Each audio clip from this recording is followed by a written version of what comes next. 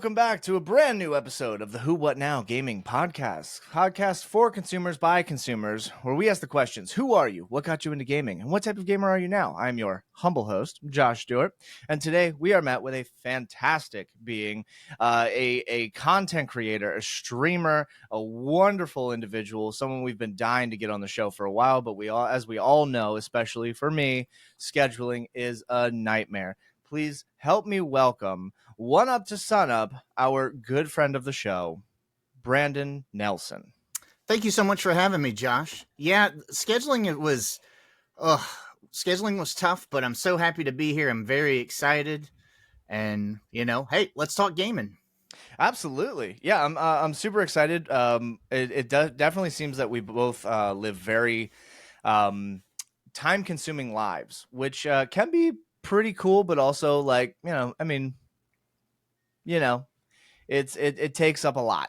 So yeah. I get it. I'm very happy that we were able to work this out. So Yeah. So I would like to start with basically, for anyone who doesn't know who you are or hasn't discovered you yet, I would love for you to do just a general introduction as to who you are. What are you about? Absolutely. So, by day, I work in a hospital ER doing patient registration. But at night, usually during late at night, I like to stream. One of my go-to games is Dead by Daylight. I'm a big Dead by Daylight streamer. Fantastic. Something I've been dabbling into lately. I've been doing a lot more indie game reviews. I've been also doing the demos and questing on I don't know if you guys have heard of Lurk It or not. I've been doing those types of quests and giving game reviews as well. I've been dabbling in that recently. Fantastic. How's the game review business going? I've heard of it. I heard about getting into it, but I've never dipped in. Honestly, it's going a little slow at first, but I figure if I set most of the time people don't realize that I'm actually live at Sunday morning at noon Eastern, because I want to do a quick 1 hour stream before I get ready and go to work. But I figure if I keep at it, keep to that schedule, and then people will eventually realize, oh yeah, okay, yeah, One-Up's live right now and he's going to review something.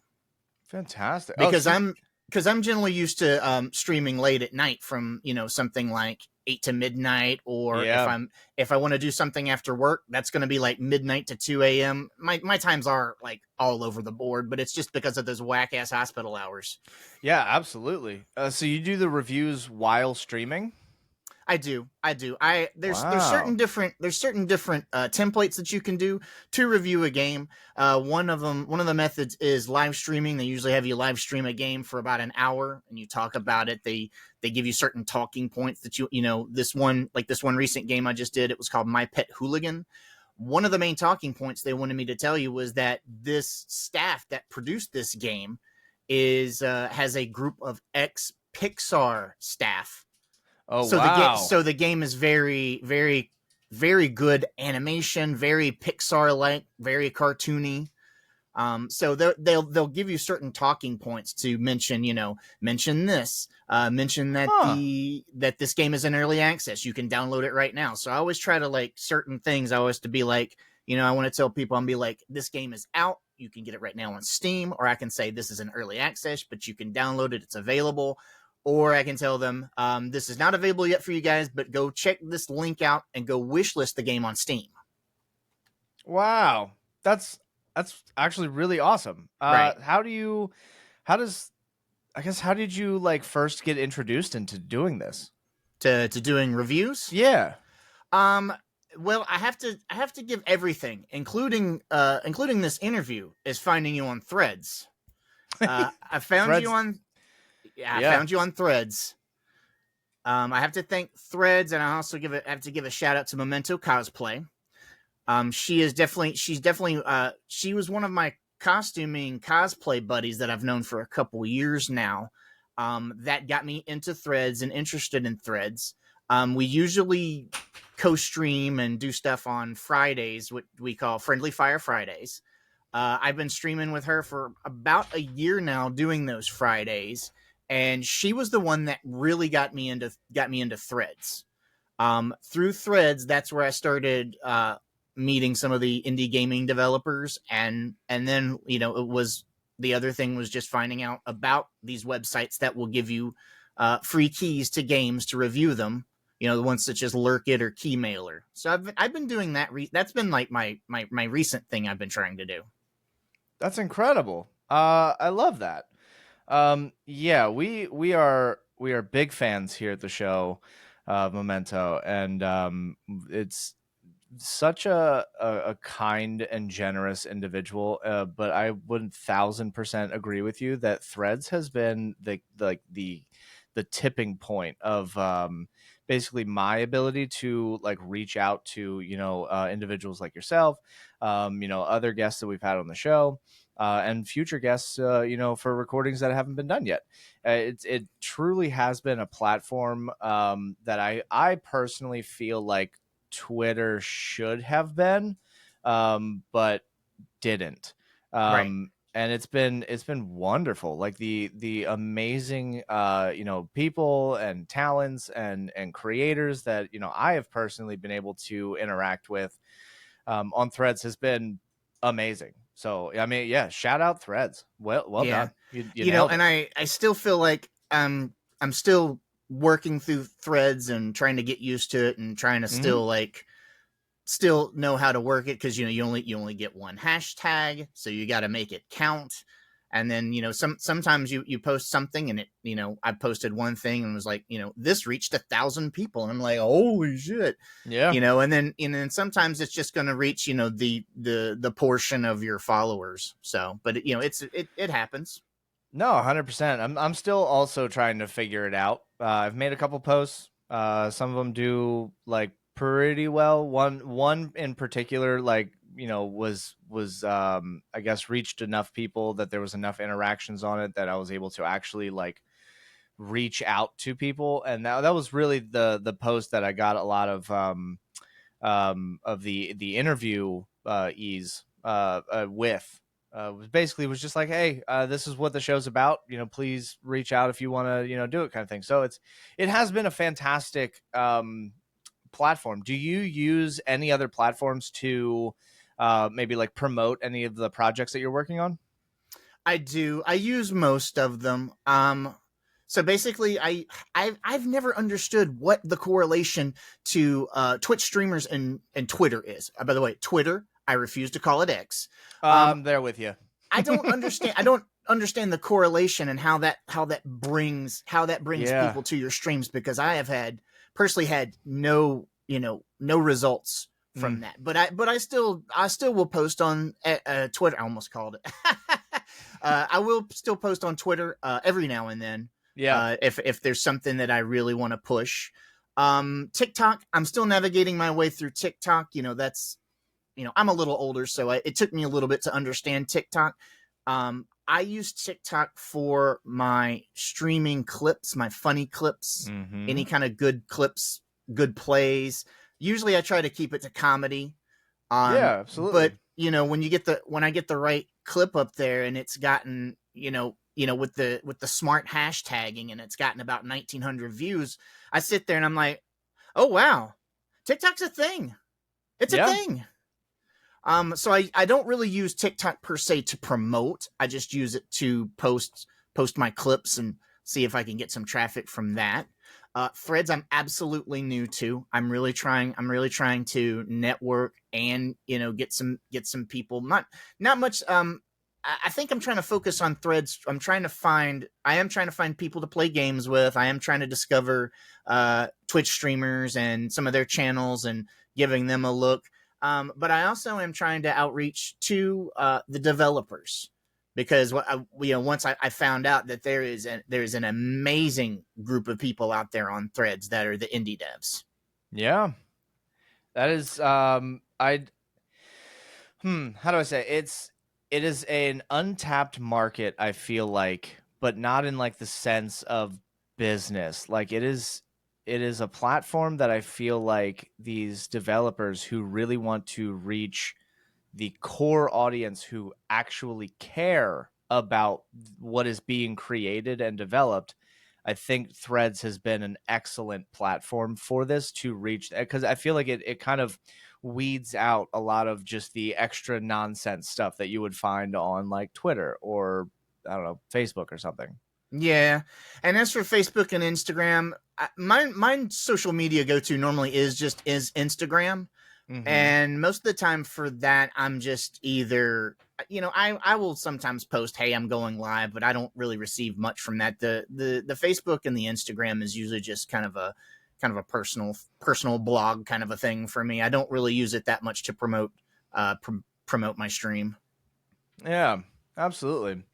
Um, so with that, do you remember what initially got you into being a gamer? What was your initial interest in gaming?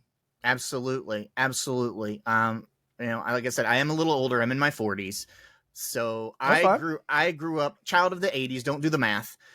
So I grew up with that age of video games to where like my dad would take me to the arcades to play games. Or really funny story, one of my like first remembrances as a child was he took me to like the pool hall, billiards, the pool hall. Yeah, absolutely. And I guess I was allowed in there, but basically they brought me in and just put me in front of a Miss Pac-Man machine, gave me a couple quarters, and was just like, go for it.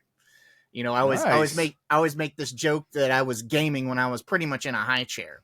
So but I do remember back in the day, we had, you had the arcades, and they had, at that point, they had bar stools that you could sit on. So as a child, I would climb up onto the bar stool and sit there. And when you sit on the bar stool, you're at level with the monitor, and then Mm-hmm. you just reach down, drop the quarter, and here you go. There's your 90 seconds of fun. Yeah, absolutely. That's awesome.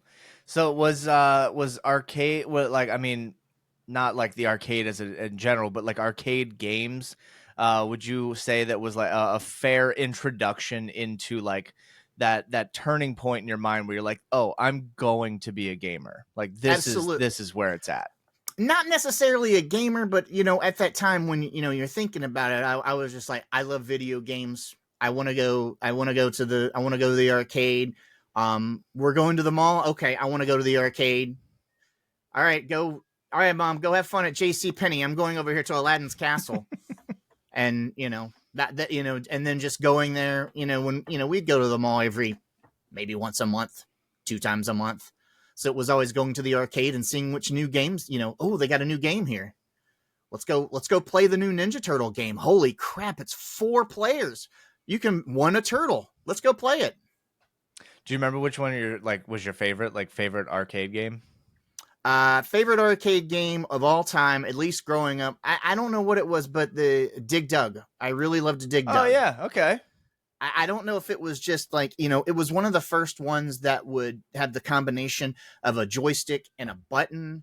I don't know. That one like really appealed to me the most was Dig Dug. But, then, certain eras had other, certain games that like really got into Were that, there that, any that then I could play with friends and family. Sure, absolutely. Were there any like games or game genres that you would avoid just were not your interest? Um, I always thought that there was some games that looked like really good, and then some games that I don't know, they didn't look as good. I Yeah, don't weren't as really remember. appealing. Yeah, I don't really remember it. I don't remember a lot of the games, but there are certain games as you grow up that will stick out to you. For Mhm. me, I was always visual. Very Yeah. visual as a child, and that's what video games is all about, is being visual. The first one that came into the arcades when I was a little kid, that just wowed everyone. Dragon's Lair. Ooh. Dragon's Okay. Lair, the one that the machine was done on Laserdisc, Yeah. and it had full-fledged, very fluid animation. Don Bluth did the animation. Just looked and I tried to play it, couldn't play it worth a damn, but just watching people play it.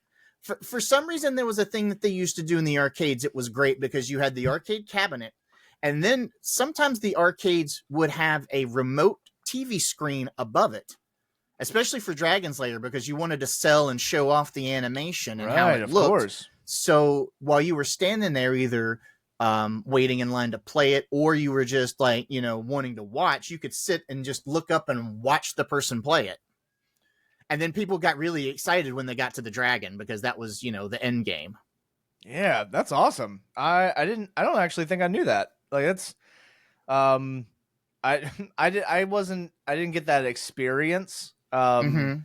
Whereas I definitely, even now, like as a full-fledged adult, I kind of wish that I grew up with more arcades than I did with just like the home consoles. Yeah. Like I started with a Nintendo, like the The original NES. Nintendo. Yep. The NES. And Okay. so there was like my introduction was there, and then moving into a Nintendo 64. Right. So it wasn't until I was probably close to being a teen or in my teenage years when I started actually like being able to have access to arcades and like Yeah. every so often there'd be like one in a pizza shop, or like I would go to like an amusement park and there was Right. the arcade area and stuff, but it was never like the stories that my father, like growing up and stuff, where he would say like, oh, you just you go and grab like a pocket full of coins and that was your Saturday. And Right. like there was a part of me that kind of wishes that I did grow up with that. I think that would have Yeah. been awesome. And for me, it wasn't like a Saturday night, because, I was from a rural area. And going to the arcade was going to the mall, which was like, 20, 30 miles away. So for me, that was a Saturday afternoon or a Sunday Yeah. afternoon kind of entertainment. It wasn't a Saturday night thing. But it created those core memories though. Absolutely, absolutely. Got a lot of games through the 80s, 90s, and maybe even a little bit into the 2000s. We still do have semblance of an arcade now, but it's tied to places like Dave and Buster's and whatnot. What are some of those other places? Oh man, right now I love going to Round One. Love going to Round One. That's one of my favorite places. I don't know that it sounds awesome though. It sounds like actually a name that they've nailed it. We have a place around here. It's called The Works, Okay. which is basically the same thing. Somebody created an entire warehouse filled with games, and they've slowly started to kind of transition into like Yeah. more of like the modern games. But I feel like it kind of takes away what makes the like a traditional arcade so joyful. You know what I mean? Everything's a swipe card now. There's no coins.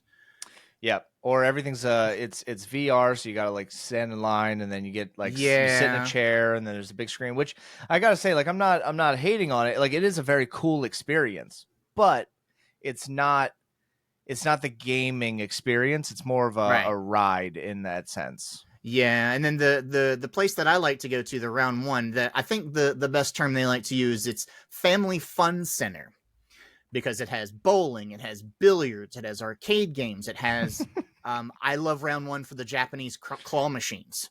Oh, nice. I love the crane games. Yeah. And I'm pretty good at them too. Some of the stuff that you might see in the background, those are crane prizes. Oh, nice. All right, so you gotta answer me this one then here. All right. Is there truly a trick to those machines, or like the videos that I'm seeing online just bull? I'm so glad you asked that. That's a great question. So there's two types of crane machines. One is your general one that you see, like you see over here at the at the store or whatever. Mm-hmm. Those have three prongs to them, three claws. Right. Those machines are on a payout. They are on a payout timer. So after 20 plays, the crane gets stronger, and then you can actually pick the prize up. No shit. Are you serious? Yeah, those are on a payout. What? Yeah. Now, the reason why I like Round One is because they have the actual Japanese ones, which are classified as games of skill. So those definitely, most of the time, each crane might have like a little trick to it The crane might rotate a little bit as it's going down, but those are all considered skill machines. And, you know, like I said, I pretty much, I know how to like move the box to knock it off the rods to win the prize. Wow. Usually figures and plushies and stuff. Huh. I think I'm going to be seeing claw machines a bit differently from here on out. Yeah. But you got to be careful at round 1 too now, though, because round 1 does have those three-prong machines, and even round 1 has those three-prong machines that are on a that are on a payout. They're on a payout schedule. That's so disappointing because like I'll see them outside of like stores and stuff, and you know I'm a father of 2 kids, and every so often they're like, oh, but this looks really fun, and I'm like, all right, you know, let's go for it. And then, but like as a parent, like there's a part of me that's like, I really want you to get whatever stupid thing is in this box, but like, right, please get it. And then it's like, but to know that they're kind of just on a payout, it's like, oh, cool. So there's not really an actual chance. I mean, we could have a total fluke and they could just happen to catch something in a right way. But, and then sometimes with those, you know, depending on how it's set up, it is also, sometimes there is a little skill in those machines. You know, you can make the claw drop down and maybe push it over into the hole. You can, you know, there'll be like a pile of them. There'll be a pile of plushies. And if you can try to maybe move it and let it move enough to where it just like rolls into the hole, rolls off the mountain of plushies into the prize hole. Huh. I love that. That's, I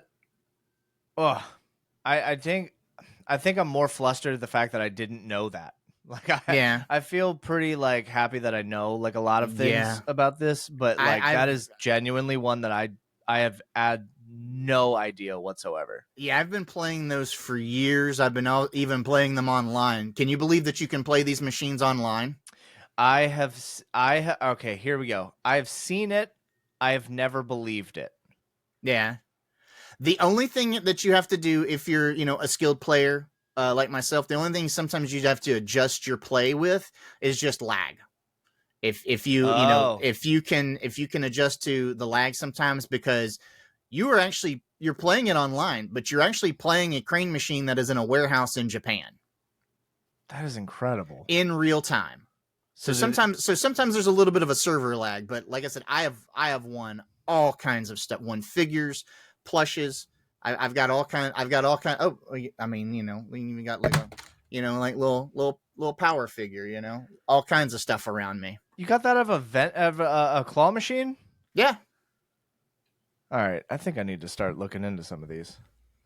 Especially when it's something of like, it's something that I like, you know, something I've been into. I had a really big run with Rem from ReZero, the blue-haired twin.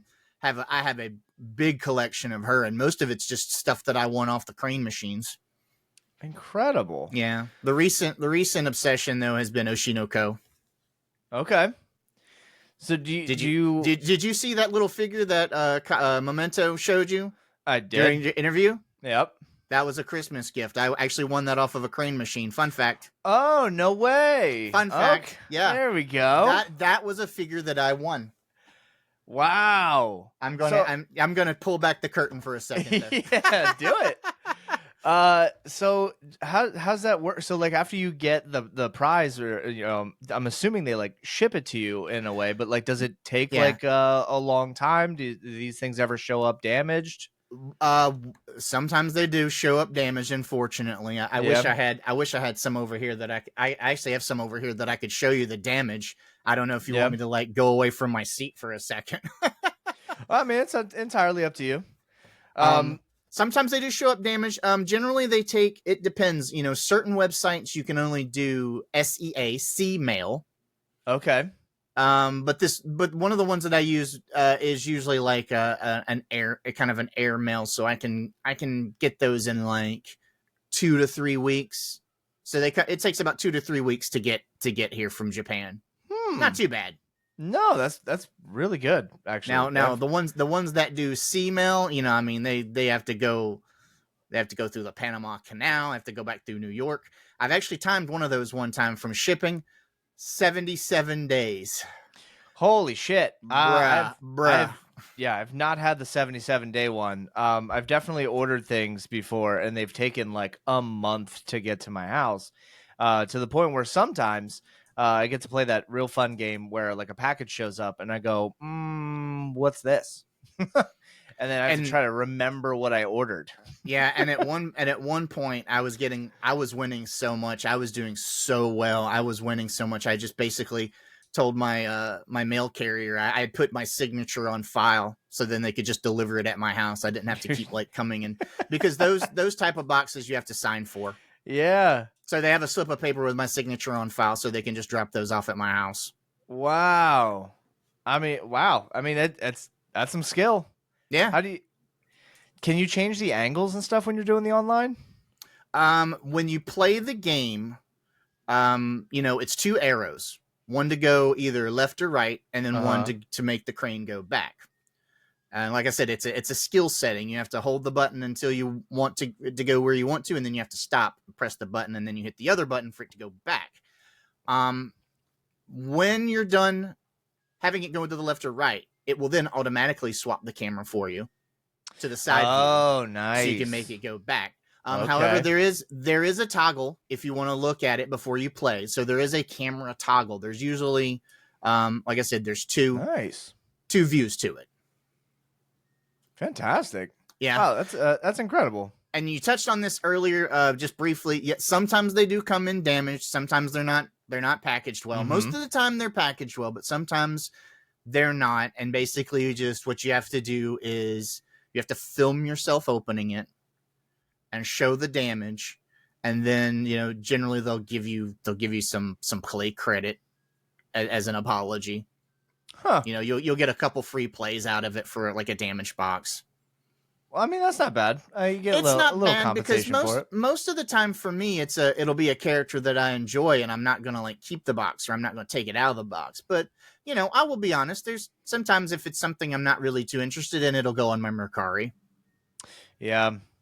Are you a collector of sorts? And I mean, like, in a way that like you have like certain things that you'll specifically keep in a box to have for later in life to see if the value increases? I have a couple figures that were gifted to me of Rem, and they were more expensive figures. They are in my display case. Ooh, very nice. And I did keep the box because some of those were like, a $100 figure. So I did keep those. Not really a collect. Like I said, I have this gigantic Rim collection. At one point now, I was just like, okay, I got to slow down with this. I got too many of these. And for some reason, I think for this particular character, even though she's popular, the market is so saturated now. No one's really buying it. No one's buying the extras. Yep, I'm having the issue. I think back when I was a wee little child, I was gifted 2 figurines from Lord of the Rings. And I've specifically kept them in their boxes, like on a shelf or like in a box in a closet, and solely so that when I was an adult, that I could check up on the value of these things and see how amazing they are. And currently, right now, they're still displayed on my wall behind my television, but they've only increased in value like $5 over like, I don't know, 25 years. Right. But I'm not going to do anything with them because fingers crossed, who knows, like maybe something will happen someday. Well, the buyer's market, they say, for collectibles are the generation of where it grew up in. So right now, you might still have some people that would be interested in toys from the 70s, but right now for me, from my age and having disposable income, then yes, people like me would be looking for toys from the 80s, maybe the 80s and 90s. So some of those would be like what they're looking for right now. And, perhaps, in another 10 years, people will be looking for that type of stuff that you have. But unfortunately, Fingers crossed. it's really hit or miss. Yeah. A lot of that collectible stuff is hit or miss because it's, it's not necessarily what it's worth. It's what someone will pay for it. Ooh, I like that. That's really good. Yeah. Did you coin that? No, that's just something I heard from someone. You should take credit for that. That was really good. But and then even with like comic books now, you got a 9.5 X-Men comic book that's worth, that sells for $85, but 50 of that went to the pressing of it to get it in that acrylic prison. Yeah. No, 100%. Well, I want to go back into like the gaming portion here. In the last, say, couple of years, what in the releases has truly, in your opinion, really shaped where we are going or where we are in gaming as of right now? Ooh, wow, that's a really good question. I personally think, I can only speak for myself, but I think for me nowadays, it's more about social gaming than it is like, I used to play a lot of single player RPGs.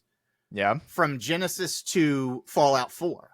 Those were the thing, but now I feel like it's a lot more social gaming. It's a lot more casual. Yeah.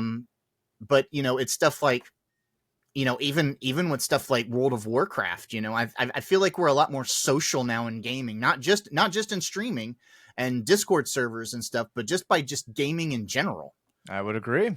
I think probably what would you say would be the hottest right now? Would maybe Baldur's Gate? Baldur's Gate was definitely top of my list. Yes, because even with Baldur's Gate, you have that option to play by yourself. Or you could play with others in your own little like D&D campaign. Yeah. I personally, like I said, I really like the social game now.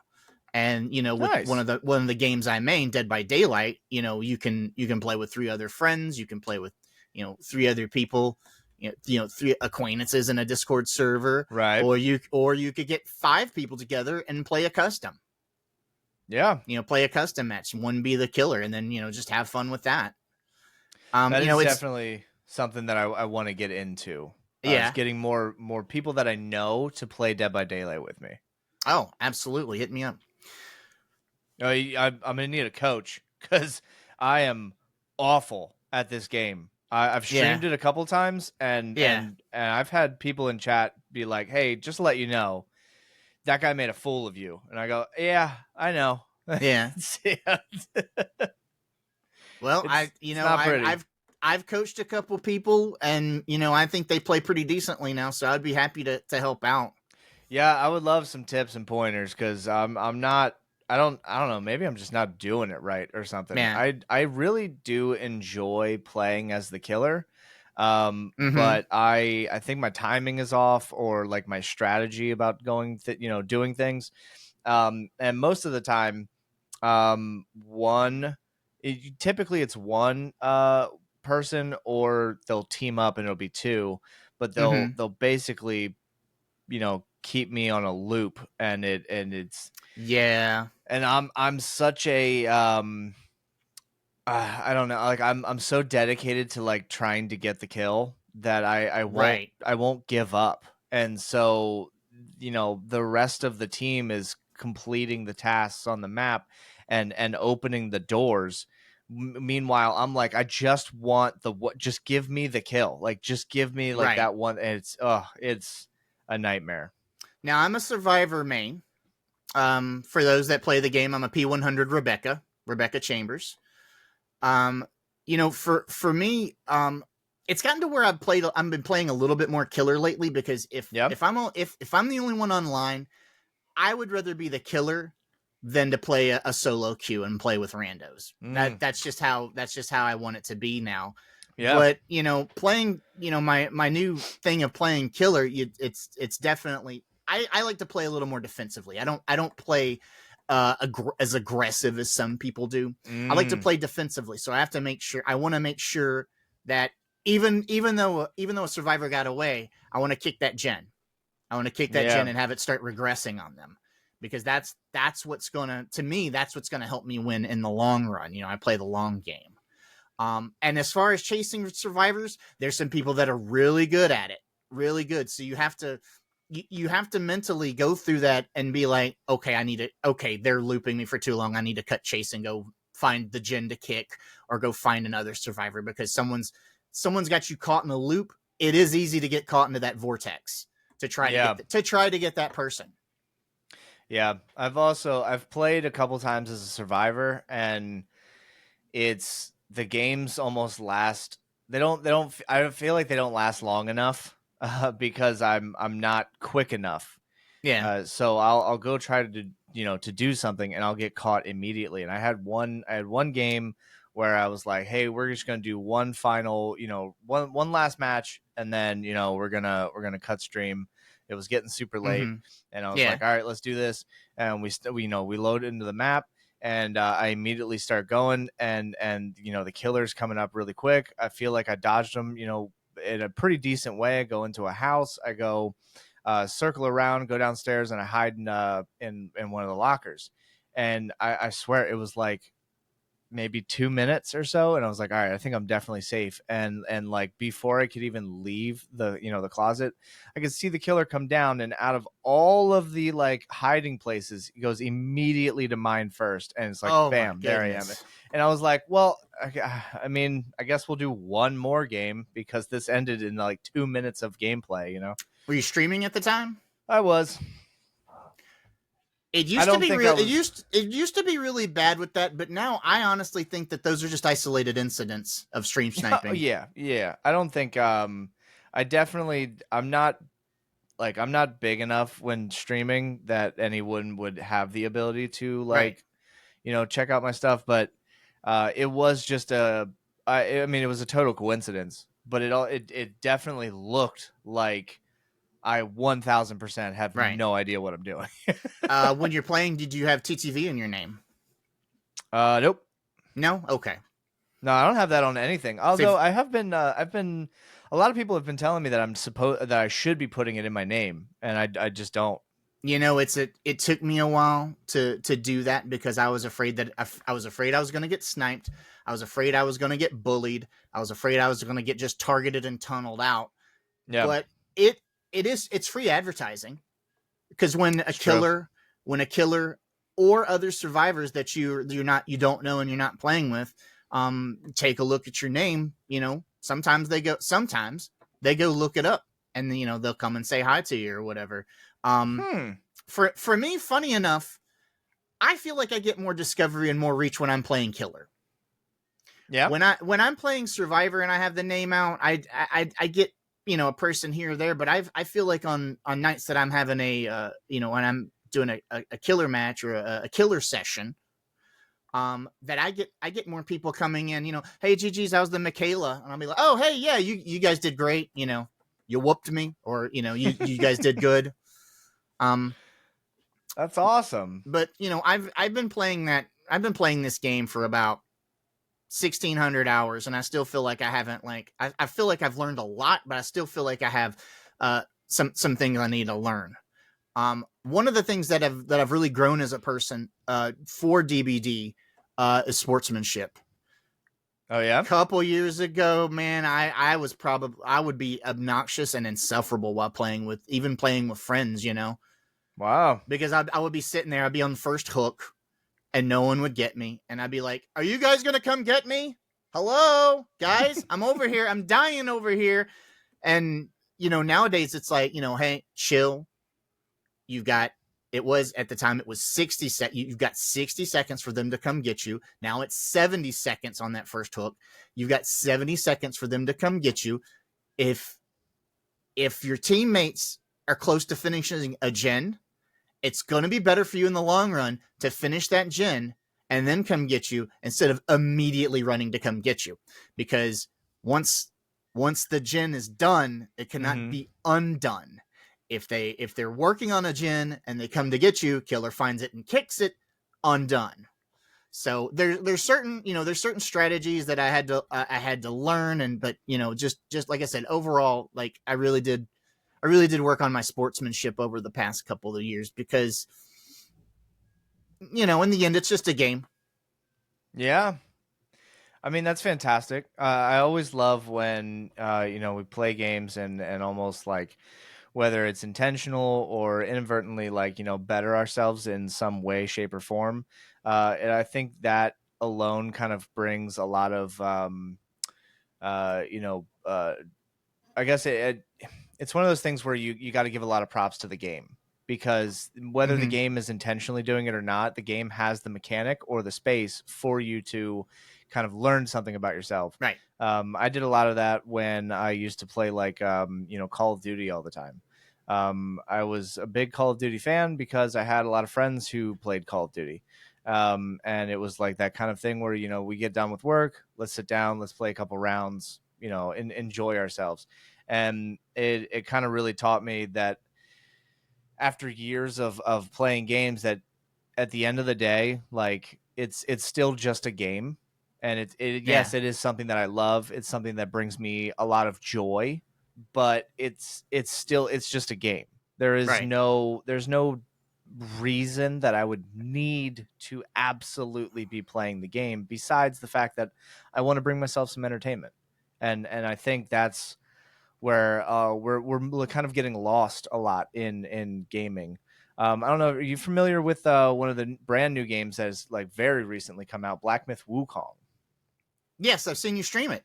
Yeah, it's so fun. Um, Unbelievably fun. I'm loving everything about it. I have a stream game going and I have a personal game going. Excellent. In my personal game, where I can just play it casually and just enjoy the game for what it is, I have beaten every single thing in the entire game except for the real final boss of the game. I have done all of the secret areas. I've done all the Mm-hmm. secret bosses. I've already achieved the secret ending, but I have not beaten the actual like main enemy of the game. And I'm getting closer as I play. But it is one of those things where like sometimes I'll just be like, this is damn near impossible. But then I also kind of like I get that humbling moment where I'm like, you know what? This was actually really nice. Like this was a true challenge that I still have yet to beat, and I'm still striving to beat it. But it's one of those things where while I was playing that, that boss, and I'm frustrated that I haven't beaten the boss, what I'm not thinking about? The stress from work, stress in my Exactly. everyday life, things that are going on, outside of whatever. I'm not thinking of politics. I'm not thinking of, things going on in the world. I'm not thinking of the stuff that I have to do, next week or the week after. I'm not thinking of all the things that are constantly clustering my brain up, and Right. I get to truly just enjoy that I was frustrated on a boss in a video game, Right. and that alone makes me happy. A lot of the games now are really good. Video games has always been an escapism. Have always been an Absolutely. escape. Always been an escape. But some of the ones that are out now, very immersive, very very fun. Yeah, For me right now, I'm currently obsessed with Once Human.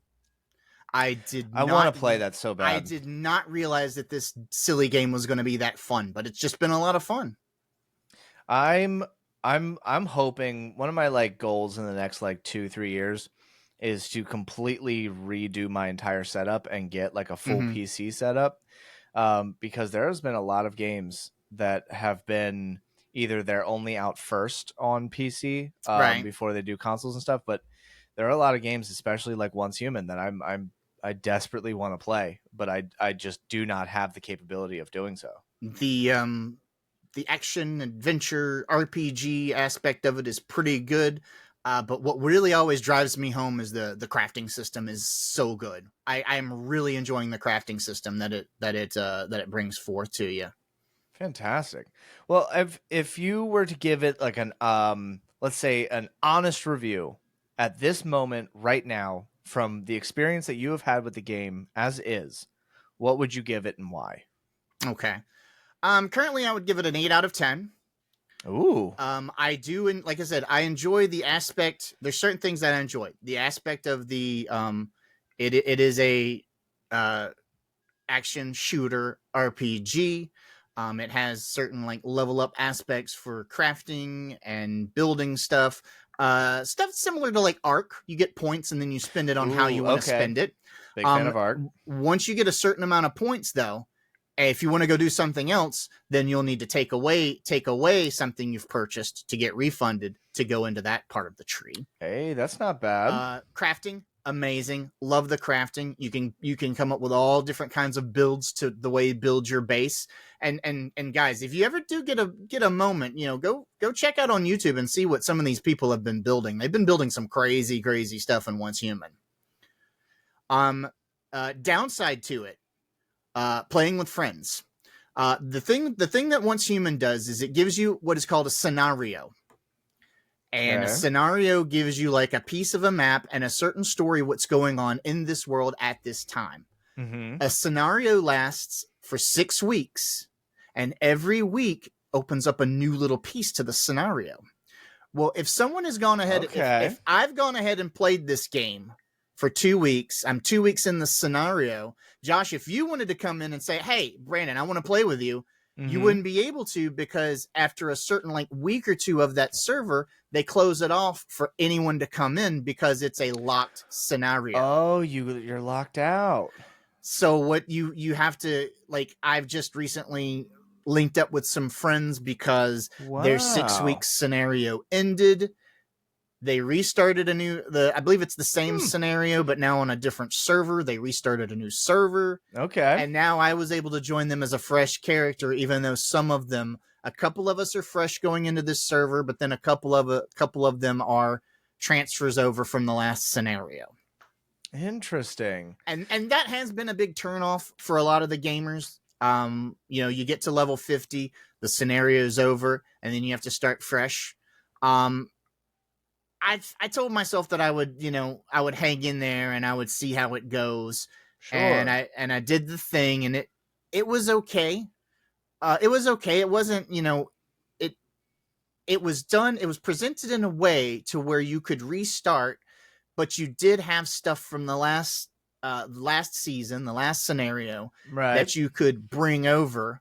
So certain things that if you need rusted parts to build this pickaxe, you can go pick it out of you don't have to go farm it. You can go pick it out of your backpack from last season, spend the points, transfer it over. So you were able to get to where you needed to go a lot quicker than that prior season.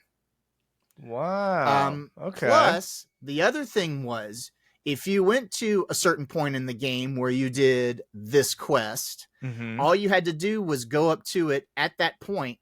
It's so funny. You see like a little shadow of yourself, and you go click that shadow of yourself, and then it gives you that quest as if you had just finished it. So there are some things that will get you back into that scenario where you can level up quicker and you can do things a lot quicker than you did last season. But I understand that some people, and I think this is valid. I understand that some people think that's a turnoff. They don't want to start over. Now I will tell you though, I've done this scenario called Manibus. I've done it twice now, and I don't want to do it again. I'm hoping for a new scenario. They are teasing a new scenario coming in the next like 10 days where you'll go up to the north and you'll need to learn how to survive in cold weather. So very cool. I am looking forward to a new scenario, but yeah, I stuck in there. I gave it a try, and I was like, okay. It's kind of annoying to level up again back to level 50, but there are things in the game that you can use to get there. You can get back to where you were quicker. That's very cool. Yeah. I really need to find a way to play this game. It seems like they've taken some amazing aspects of survival like games, and they've actually built upon them instead of just trying to implement them into some other survival creation game. And you also get to choose. There are PvE servers, There are PvP servers. And just recently, a week ago, they did bring in a new PvP scenario for those that want to do that to play. So it's called like Prismverse Clash. So there is a new Okay. PvP. So they are releasing the content. They are releasing new stuff. So you're not just stuck with Manibus for the 8th time. That's not bad. I like that. Yeah. It seems like a team that actually cares about their product. Right. And that really honestly that's the first vibe that I'm getting from everything that you've just mentioned. It feels like a team who says like, "Hey, we've created something that we really enjoy and we want you to enjoy it. We don't just want you Right. to buy it." Right. And it That's is free to play, but as you know, with most free to play games, I don't. It's so funny, the battle pass. I don't even get shocked at it anymore. At one point in my gaming yeah. career, I was like, not another battle pass. I don't even get phased by it anymore. It's like, yeah, free to play.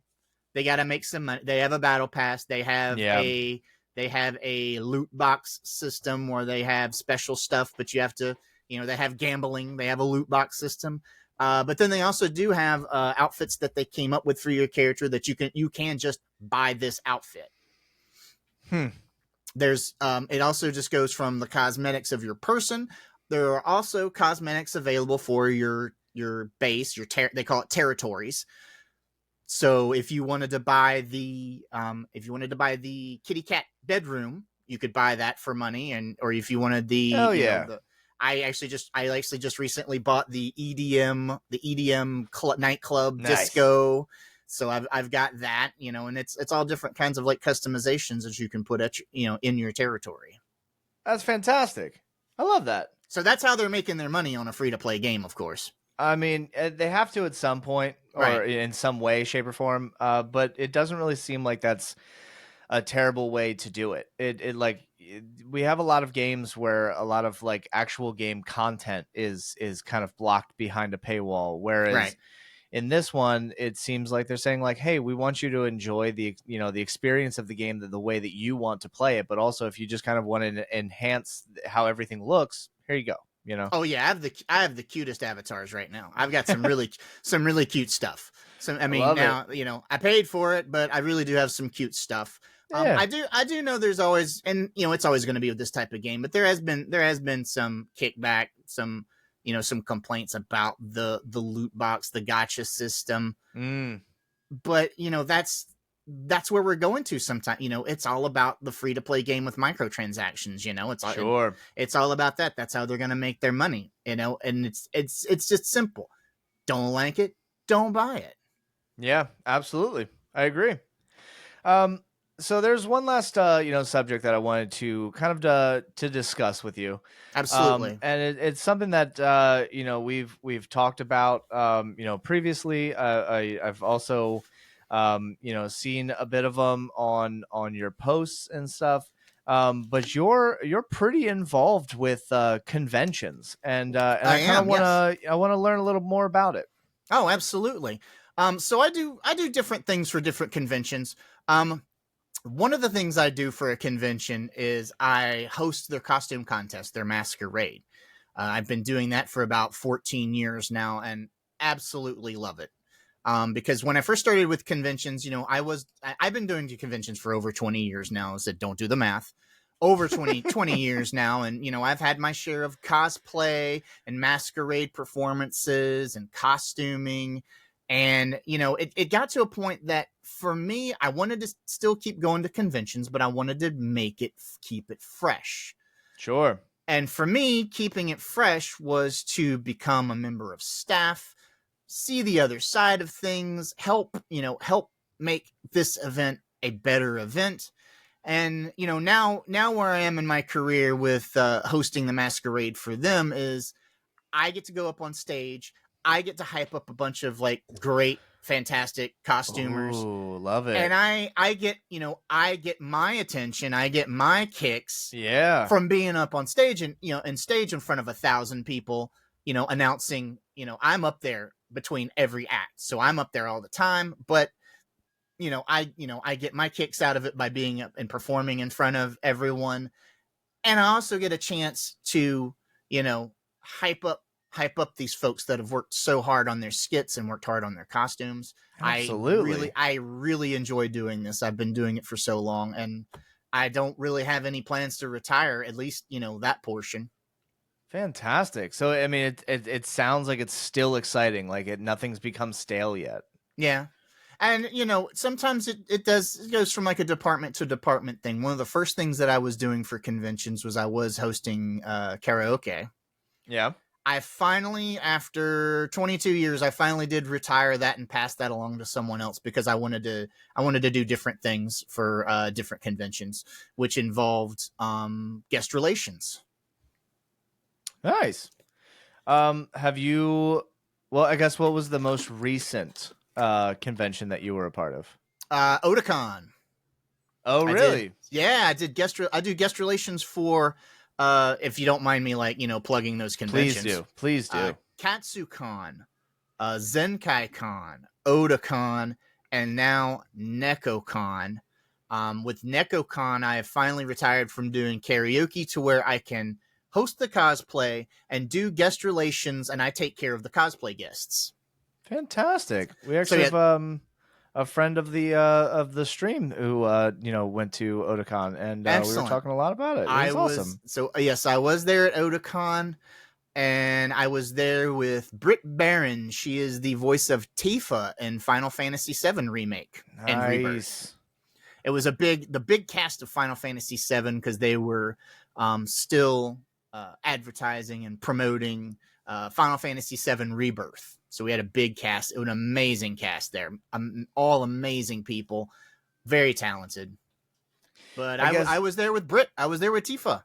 Yeah. So I guess being able to be behind the scenes a lot. Does it ever open up any opportunities to meet individuals that maybe you would not have otherwise been able to be given the opportunity to have met? Yes and no.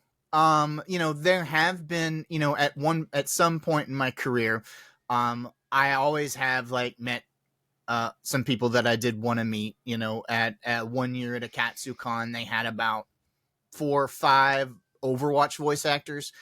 Nice. I was so into Overwatch. I wish I was still into Overwatch, but at that point, I was so into Overwatch, and it was probably one of the toughest assignments. I wasn't assigned to any of them, but just being around them, it was like, okay, don't fanboy out. Don't fanboy out. Be cool. That was really the only time that I was really having to fight my inner squee. Yeah. That I was working with. But most of the people I work with, my designation is usually North American voice actors. With something that's smaller than Otakon, with a KatsuCon, ZenkaiCon, NekoCon. Generally, those voice actors are going to be all North American voice actors.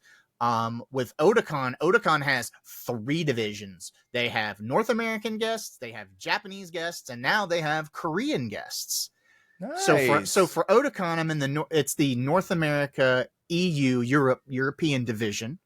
They have started to bring over some Final Fantasy 14 actors from Europe. So nice. They even made a sub branch to the branch of North American voice actors. It's now NAEU voice actors. Fantastic. But yeah, I've met a lot of people. I've been doing this for over 10 years now, and I just, I have it's a lot of work, but it's so fun and so rewarding.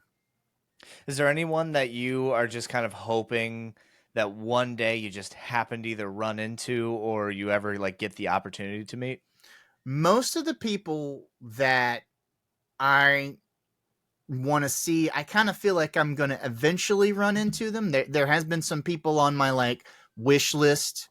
Some of the people that I have wanted to meet, did eventually, kind of float my way for any upcoming conventions. I don't really go and kind of chase them anymore because I'm like, sure. Well, I want to see this actor, but I'll probably go, if I'm at New York Comic Con, that's a convention that I attend. I do not staff.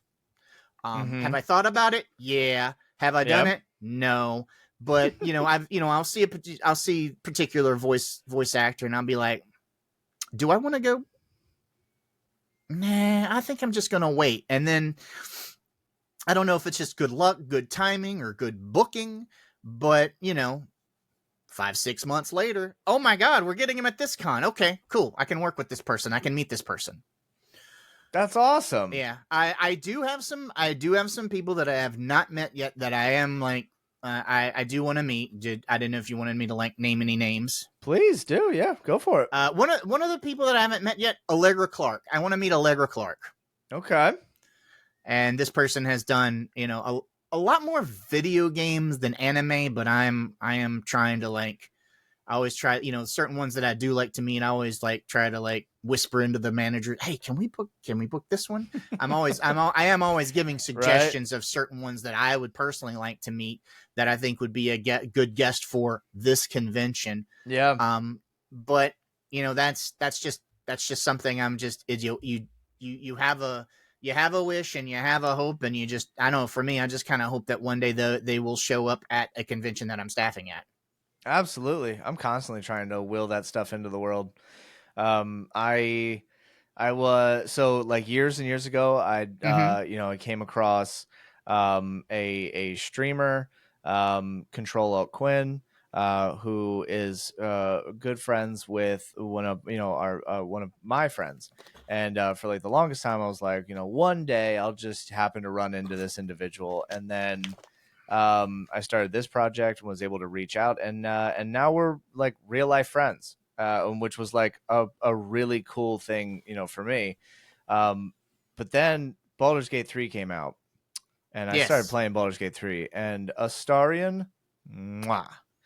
So Astarion, yep. Neil Newbon. Hey, that's what I'm talking about. So I go to the Too Many Games convention, and I find out Neil Newbon is not only signing but is also doing a panel, and Excellent. I did everything in my power to like even just get an opportunity to be like, hey, I appreciate everything you do, Yeah. And that's what I did, and I'm very, very grateful for it. I got autograph. I'm like, I refuse to like take it out sometimes just because I'm waiting for like the frame and glass people to like, get back to me so I can actually get everything all like situated. But once it is, I'm just going to put it up on the wall and it'll just remain there for the end of time. Excellent. How was he? How was that experience in meeting him? Oh my God. This is one of the most kind and caring individuals I have ever had the experience of being able to meet. Someone who truly, I mean, it's like, I hate to say it this way, but like someone who truly gives a shit about their fans. Right. Like that. And they're out there. They're out there. Oh my God. It was so refreshing to have some, like I paid the money to get in line and go, and like, I went specifically to an artist who, was doing, who had like a drawing or a painting of Astarion. So I bought that, and then Excellent. I brought that one over to Neil Newbon to get it signed, and but it very easily could have been a situation where he could have just said like, hey, thank you so much for the support, and then autographed it and then just like sent me on my way, and off you go. Yeah, exactly. It's one of those, oh yeah, thank you, I appreciate it, there you go, off you go. 1,000%. And it was this moment where I he was like, hey, how you doing, are you enjoying everything? And I was like, yeah, this is so, it's fantastic, and we just had this like genuine like little conversation and stuff. And then he was like, do you want to get a picture? And I was like, please, like if it's not trouble, kind of thing. And then and I don't even remember what, like, initially I was very starstruck. I'll be completely honest. Yeah. And it was this moment where I kind of like looked at him and I was like, I don't know, like I feel like everyone who comes up here asks you a question about whether you enjoyed this role or what you did to do this and do all of these other things, and everything's like work, work, work, work, work.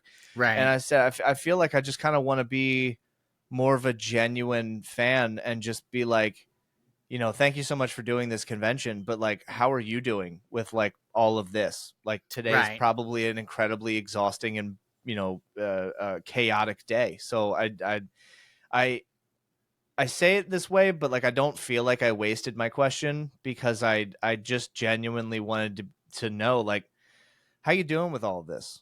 Like, are you doing okay, kind of thing. And we had a little conversation about it, and it was, I think that meant more to me than if I were to have gone up to Neil Newbon and said like, "Hey, what'd you think of being able to play Astarion?" You know what I mean? Right. So it was, and I think honestly that interaction will probably live with me for the rest of my life. And I loved it. I loved it so and much. sometimes conventions kind of like they'll put it in like their program book or stuff. They'll kind of, I've had some conventions that in their program book they give you like little pointers on what to do when you're meeting the guest for the first time, and they always want to frown on those type of questions, because they're like, hey, think of something nice just you want to say. You shouldn't ask them a bunch of questions, because those are questions for the actors panel.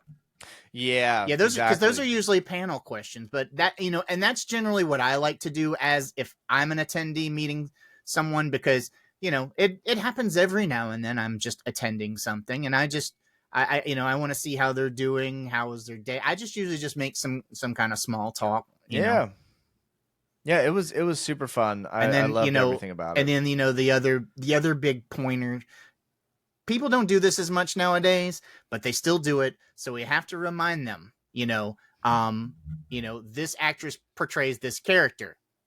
You love this character. Right. You don't love this. You don't. Oh Right. my God, I love you. I just love you so much. It's more of, oh man, I really liked your character. This character, you talk about the character, not the actor. That's always been like, Right. that's always still like a faux pas that people do, and just make things, kind of weird. Yeah, and I think not only with like voice actors and stuff, but or voice actors and voice actresses is just actors in general.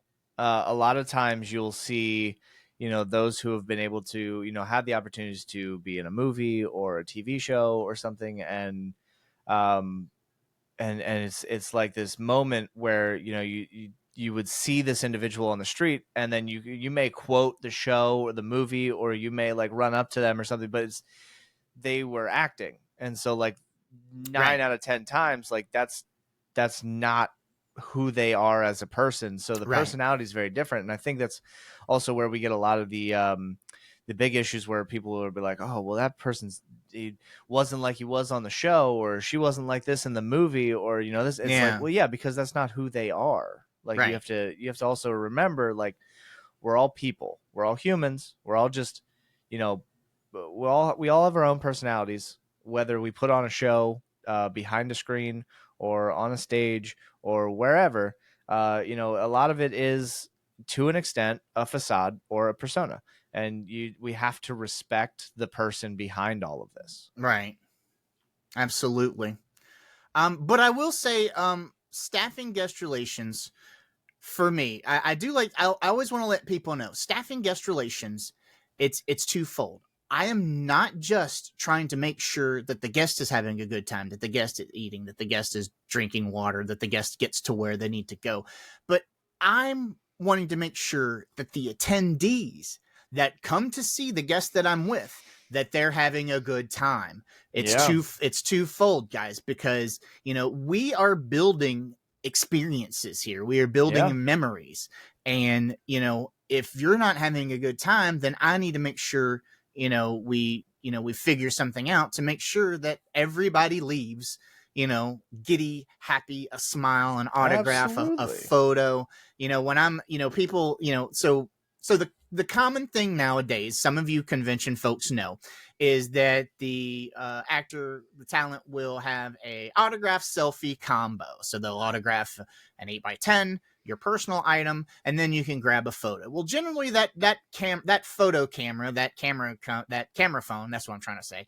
That camera phone comes to me, Yeah. and I'm now in charge of that, so I want to make sure I'm taking at least 3 photos with your phone. I'm not just going to Mm-hmm. take one. I'm going to take multiple because I want to make sure we get that right shot. You're not blinking, you're not, your hair is not all, I want to make sure, because I'm part of the experience. It's not just the talent. I'm part of the experience. So Right. I want to make sure that everyone is having a great time. I think that speaks a lot about who you are and what you stand for. And it also says a lot about the fact that you care so much means that you're the right person to be in that position. Right. So thank you for that. Yeah, well, thank you so much. I appreciate that. One of the things that when I'm doing guest relations, one of the things that I enjoy the most, I do enjoy the autograph sessions, and I try to keep care to that. But for me, watching these folks come up, they either have an interesting item that they're getting signed, or someone got the $250 collector's edition of Mm-hmm. this game, wanting them to sign this nice art book or this nice box that it came Yeah. in.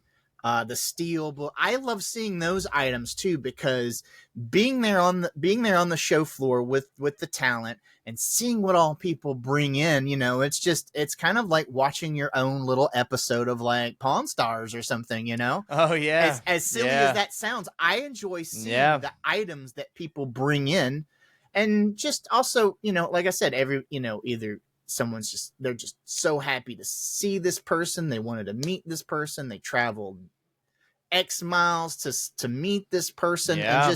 and just seeing that joy in the the attendees' faces and everything. Just that really brings me a lot of joy too. Like I said, Absolutely. I'm here making memories. I'm here definitely trying to make smiles. Absolutely. I often think when I do go through like these conventions, or maybe I'll see this just out in the wild. It My thoughts and feelings on it have changed drastically over the years. Being like how I was raised, and what money is supposed to mean as opposed to what money does mean, kind of thing, like that whole conversation. And as a kid, we get to a point where you'd be like, hey, I would really love this action figure, or this toy, or this game, or whatever.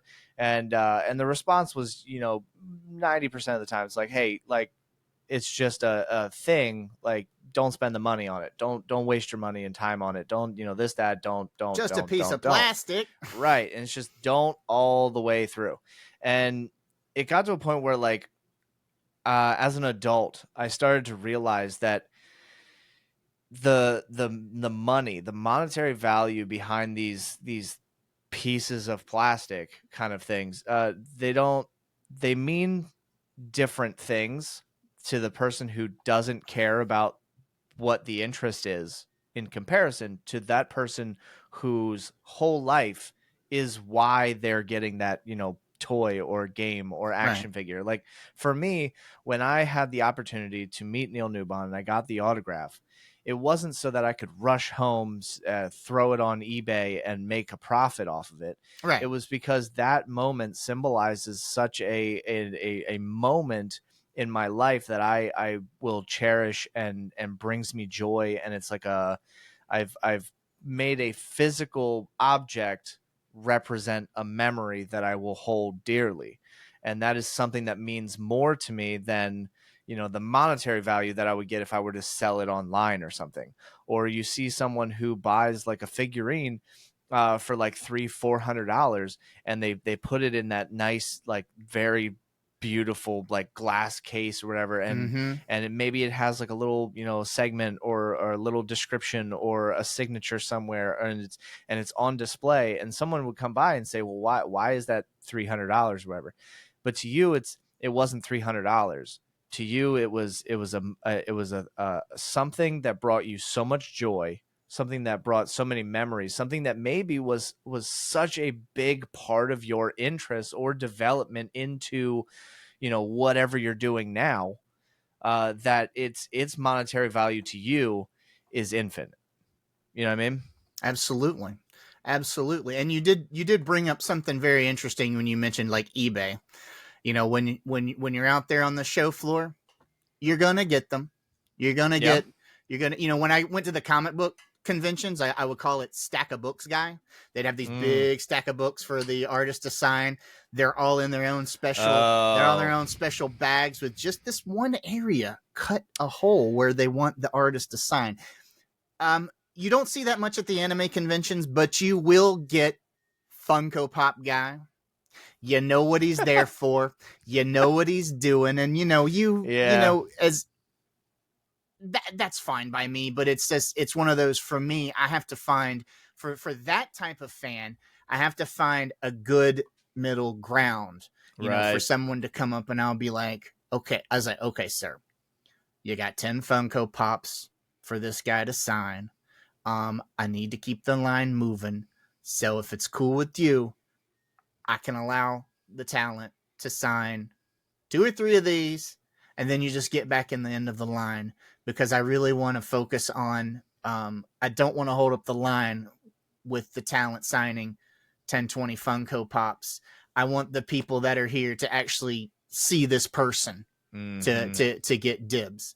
And then of course I'll see someone ADA sticker or whatever, always front of the line. We always do that. We always take care of the ADA, but you'll get it. I get it. I understand. People are out there. They are, and what they're about. So I always try to find like a happy medium. Most of the time, Right. those guys are pretty cool, or they'll go see another person and come back. But whenever you see someone like that, it's just like, okay, we can't hold up the line. Yeah. I mean, and I think that's respectable Yeah. because there is a difference between someone who is trying to just sell something Right. and they know that this talent is big, whereas in comparison to like a lot of those who are in that line because that person means more to them than anything else, and they just want that opportunity to. I mean, honestly, I feel like I'm pretty confident in saying this. Like, it means more to me that I was able to meet Neil Newbon than it Yes. just happened to be that like a part of that package was an autograph. And I thought, Right. hey, I'll just make it worth my while. But if I would have left without an autograph, I would have been just as happy. The autograph is just proof that I did it. Yeah. Like, you know what I mean? Like I still care more about the fact that I was able to not to sound like creepy, but like I was able to get close, like I wasn't like in the back of of an audience or Right. something where like 1,000 other people were having this exact experience. I was able to be like, hey, Right. I as a human appreciate you as a human for everything Right. that you do because what you did in this project brings me joy, You and that's what means more to me than the autograph. The you autograph was bonus. you had that FaceTime, you had that moment. Yeah. Most of the time while I'm staffing at conventions, my moments are, they're different. They're different than an autograph, or I guess just because I'm around the talent all the time. But the little things like me is like, for me, my best moment with Britt at Otakon Mm-hmm. was we took a lunch break, and she's like, what's a good place around here? And I said, have you ever been to Nando's? So I took her to Nando's, and I was like, okay, so we went to Nando's, found the Nando's, dined in, and I'm just like, okay, you've got to try the garlic bread. Whatever you do, whatever you get. So, my little moments is just, hey, I took her to Nando's. We had the garlic bread. Yeah. It was delicious. I had a wonderful time. That's awesome. Yeah. I love that. Uh, I mean, I'm congratulations on composing yourself. There's a lot of times where I'm pretty. I feel like depending on who I would be around, like it would be a struggle for me not to like try to like. It would be hard for me not to fangirl, but also like I understand like the respect level, so like I wouldn't, but like internally I'd be freaking out. I don't know. It comes and goes. Like I said, I've had my moments. Most of the time, I am a professional. Yeah. First and foremost, I am a Yep. professional. But I haven't really had any of those moments since the big boom of Overwatch, and even then, I Yeah. still managed to Was keep cool. was Matt Mercer at that one? No, this one was at a Katsucon. I want to say it was roughly 2017, 2018. Okay. And we had let's see. We had Keith Silverstein, who is Torbjorn. We had Johnny Cruz, which was Lucio. Anjali Bimani, which is Symmetra. Josh Petersdorf, which was Roadhog. So maybe it was just that four. It was that four. And honestly, I only got like in passing, when I could, I only got I think two of them to sign something. Everybody else was just in passing, and I just never got an opportunity to get those. Usually as a staff, for me personally, Sunday, to me, I say Sunday is when the magic happens. Sunday is when I can try to catch people at the end of the show and come and come in and be like, hey, can I get an autograph? And most of the time they will give a free autograph to the staff. But as a professional, I always offer to pay for that autograph. I never expect anything from our talent. So but yes, Sunday is when I can be like, hey, can I get something, while they're wrapping up the autograph session, or like I said, before the autograph starts on Sunday. That's usually when I go in and kind of angle and get the things that I might want. Hey, that's pretty awesome. No, I haven't seen Matt Mercer in a very long time. We went back into a couple fan groups, but it's been probably over 2008 since I've last seen Matt Mercer. But oh boy, trying to book him now is crazy. Oh yeah, no, he's huge. Yeah. Most of the time now, if you want to book him, you have to book the whole cast of Critical Role. Yeah. It's a big package deal. Yeah. Which, I mean, I don't know. I feel like would be worth it as it is. They're all extremely talented. Absolutely. In their own way. Absolutely. Well, unfortunately, we've come to the end of our time here today. And I think at the end of every episode, there we go. I always leave the geez, and Pete, I'll tell you, as people who listen to the show, honestly, they all know that I'm even myself surprised that we've made it this long without getting tongue-tied. That's like my trope these days. Same. Woof. As I like to do at the end of every episode, is leave the floor completely open for you to plug anything and everything that you would like to. Everything down to a project you're working on or a sandwich you had last week. We want to know about it, and we want to know where we can find you. So yeah, floor's open. Excellent. Well, I know that one of the things, we went off on many tangents. I do many things. I wear many hats around here. But one of the topics that we didn't get into, I'm going to touch upon it briefly. We didn't actually get into streaming. Now, holy shit. We didn't get into streaming. But if you want me to, I can touch upon that really briefly if you like. Yeah, please do. We definitely have to have you back again, because I feel like there's a lot of things that we could have to talk about. Now, Oneuptillsunup Part 2. Oneuptillsunup Part 2. I can save that for Part 2 if you like. Honestly, what's going on in my life with all the things that I do, we still didn't even touch upon everything. Because I'm a type of person. I do a lot of stuff. I do gaming. I do streaming. I do cosplay. I do convention staffing. I do puppetry. I have exotic animals that I take care of. So I mean, and we even touched a subject today that I didn't even think we were going to touch to. We went into crane machines. I am an avid crane game player as well. So we'll take a look at that Part 2. That's fine. I'll save the streaming. I'll save the streaming for Part 2. That sounds good. That sounds good. Definitely do a Part 2. So upcoming for me, I'm gonna be at the one that I do the masquerade upcoming is NecoCon. That's in Hampton, Virginia. That is the first weekend of November. So I will be there. I will be hosting the masquerade there. I will also be taking care of cosplay guests. That's the one. That's the one that I go to every year. That's a little more local. I have a lot of friends there, and I'm kind of like that local celebrity. I'm like that weatherman that comes in. And Nice. tonight, entry number 4. Love it. So I've got that coming up.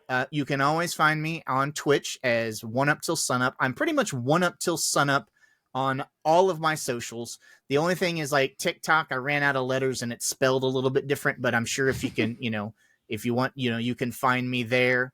But it's an Instagram Threads. You can find me there. But yeah, I have gotten to where I have a schedule now with streaming. So, I stream. Hey, very good. I stream Fridays, sometimes Saturday nights, and I am doing that review, what I call the Sunday showcase. I always do that at noon Eastern on a Sunday before I go to work. I am now reviewing games on Twitch.